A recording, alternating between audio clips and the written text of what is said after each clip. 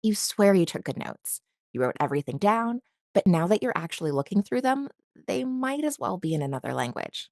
Does this sound familiar? The problem isn't just taking the notes, it's how you organize them. And today, I'm going to show you how to turn your notes into an epic study tool that actually works. Let's get started.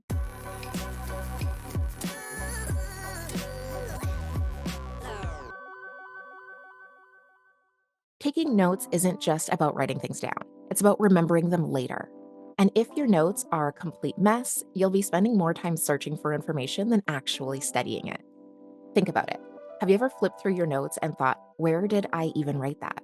Or realized you copied everything your teacher said, but none of it actually makes sense? That's because all notes are not created equal. Well organized notes help your brain make connections between ideas, making it easier to recall information when you need it. The structure itself acts like a mental roadmap, guiding you through what's important instead of leaving you lost in a sea of scribbles. And here's a mistake that a lot of students make: copying everything, especially when you're typing. Writing everything down might feel productive in the moment, but if you can't make sense of it later, it's just busy work. Your notes should help you study faster, not just take up space in your notebook. So, how do you take notes in a way that actually helps you learn? Let's break down the best methods to organize them for maximum retention.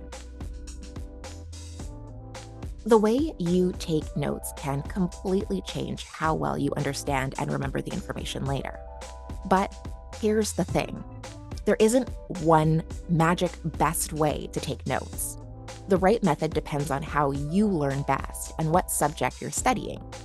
If your current note-taking system isn't working, switching up your method could make all the difference. If you like things organized and linear, the outline method is for you. This method works best for subjects like history, biology, or psychology, where the information follows a clear structure. You start with main topics as headers, then you add subtopics underneath with supporting details.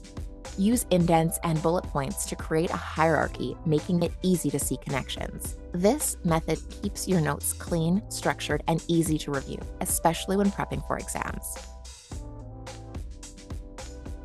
If you struggle with retaining what you wrote down, the Cornell Method can help. This method forces you to engage with your notes rather than just copying them. So how does it work? First, you split your page into 3 sections: key points, notes, and summary. The key points are along the left side, and that's where you write down main ideas or questions. The note section is on the right-hand side. That's where you jot down explanations, examples, and important details. This takes up the bulk of the page. Then at the bottom, you have the summary. After class, you summarize everything in your words on that page to reinforce learning. This method is great for active review, helping you recall and apply what you've learned instead of just recognizing words on a page. It also helps with prompting thoughts and confusion that you had in the moment, because there is a place for you to write down any areas that you are curious about or confused.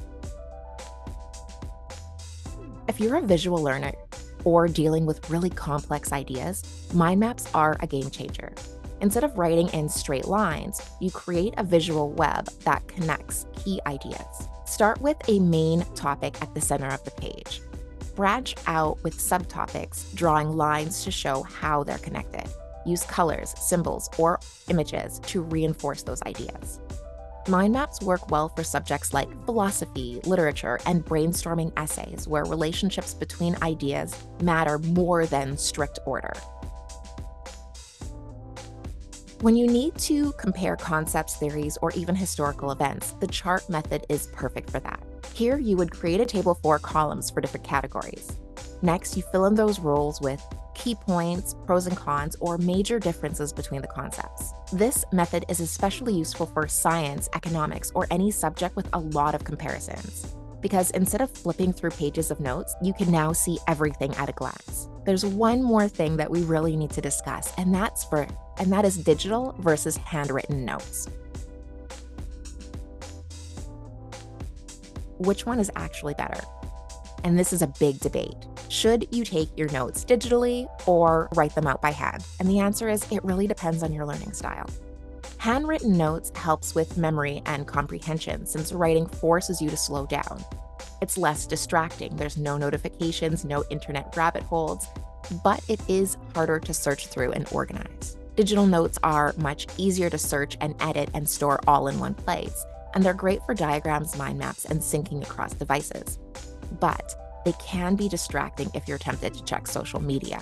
It's also much more likely that you will start transcribing what the prof says rather than rewording and writing them out in your own shorthand. So if you like writing things out, stick with handwritten notes. But if you prefer organized and searchable files, digital notes might be your best bet. Some students, me included, even combine both, writing your handwritten notes in class and then organizing them digitally later for review. That's exactly how I prefer to do it. The big takeaway: the best note-taking method is the one that works for you. So if your current system isn't helping you retain information, try switching it up and see what works best. Your notes should be easy to read, easy to review, and actually helpful when it's time to study. If you spend more time deciphering your notes than learning from them, it's time to fix that. Start by using clear headings and subheadings. When your notes are just one big, long block of text, it's a nightmare to find anything. Headings and subheadings, and using bullet points to create structure, makes it easier to scan for the information later. Try using bold or underline or boxing in important sections to help them stand out. Highlighting can be helpful, or it can be completely useless, depending on how you use it. Instead of randomly coloring half your page, use a color coding system to categorize the information. For example, you can use yellow for definitions, blue for key concepts, green for examples, and red for things that you know you need to review. This makes it easier to quickly find what you need without overloading your brain with a whole bunch of neon colors. Summarize at the end of each section. If you actually want to remember what you wrote down, don't just stop at note-taking. Add a summary at the end of each section. Write a short recap in your own words, highlighting the main takeaways.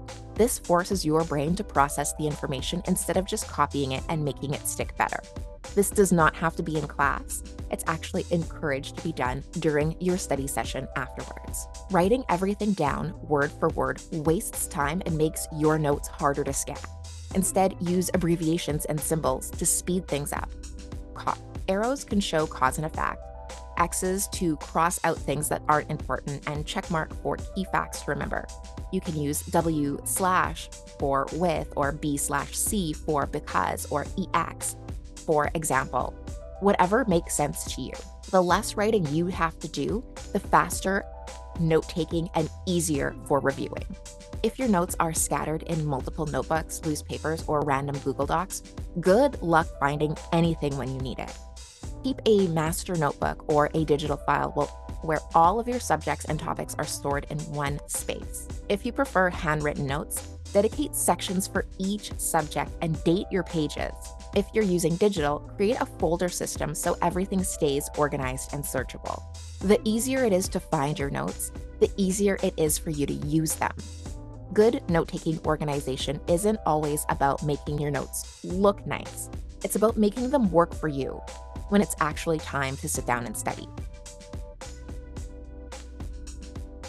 Good notes aren't just well organized, they should actually help you study smarter. So don't just take the notes, use them the right way during your study periods. Don't just reread, engage with your notes.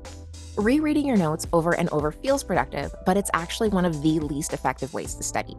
Instead, actively engage with your notes. Summarize key points in your own words, quiz yourself, and use active recall, which means trying to remember information before checking your notes. A second pass through your notes helps reinforce what matters most. After class or after studying, go back and rewrite or condense your notes into something even clearer. This helps filter out any unnecessary information and strengthens what you actually need to remember. One of the best ways to review: summarize an entire topic into one page. Your own personal cheat sheet.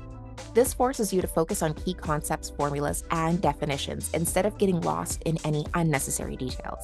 And when it's time for exams, you'll have everything important that you need to review in one place. Your notes are most useful when you apply them.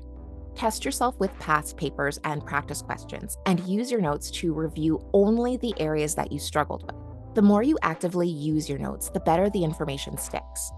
If you want a structured way to review and organize your study sessions, grab my free study planner and activity tracker. It's linked in the description. It'll help you plan out your study sessions, track your progress, and make sure your notes actually help you to retain the information. The bottom line, taking notes is just the first step. How you use them is what actually helps you succeed, especially at exam time. At the end of the day, the way you organize your notes impacts how well you remember and use the information. A solid note-taking system doesn't just make your notes look better, it makes studying easier, faster, and way more effective. So what is your go-to note-taking method? Let me know in the comments. And if you found this helpful, don't forget to like, subscribe, share, and hit the bell so you don't miss out on any more study tips. As always, I'll be here next time you need me. And until then, I hope you have an amazing adventure.